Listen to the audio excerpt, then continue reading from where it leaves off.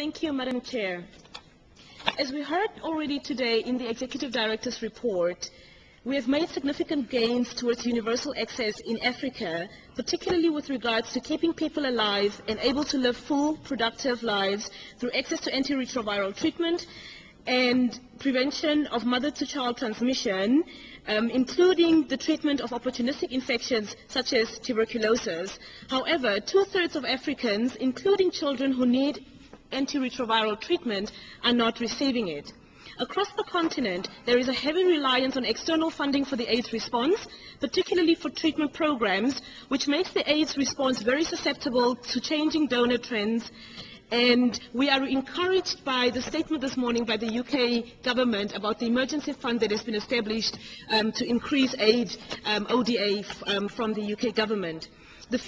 However, the future of the HIV response in Africa is extremely uncertain due to the current funding challenges, which have already led to reports of people living with HIV being turned away from ARV clinics and couples presenting at PMTCT centers being told that only one of them could be enrolled on antiretrovirals.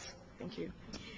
We have gained too much ground in the AIDS response in Africa sorry, you distracted me. I've been told to slow down. We've gained too much ground in the AIDS response in Africa over the past few years, and we cannot backtrack now.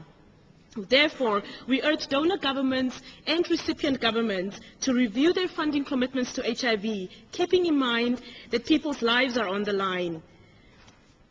Madam Chair, we also note that food insecurity and malnutrition, exacerbated by challenges to environmental sustainability and the large amount of orphans due to AIDS-related deaths on the continent, continue to significantly impact the AIDS response and the achievement of universal access in Africa. Therefore, we look forward very much to the thematic session on food insecurity in December. Ladies and gentlemen, the HIV epidemic in Africa continues to disproportionately affect women and increasingly bears the face of a woman in a long-term relationship. Gender inequality and gender-based violence are significant contributors to the vulnerability of women and girls to HIV infection.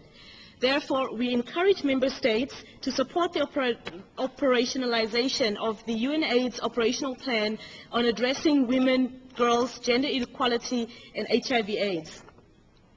In conclusion, the lack of an enabling environment plays a significant role in the ability of civil society organizations to deliver services and embrace their advocacy role. However, or in addition to that, the lack of an enabling environment through protective legal frameworks and sound human rights-based responses also continues to challenge the achievement of universal access to justice for people living with HIV and other vulnerable groups, and the ability of civil society to provide access to services for those groups who need it most, because it presents structural challenges that lead to the harassment and persecution of groups when they access services or even provide them. As you all know, sub-Saharan Africa does not only bear a disproportionate HIV disease burden, it is also home to the world's poorest people.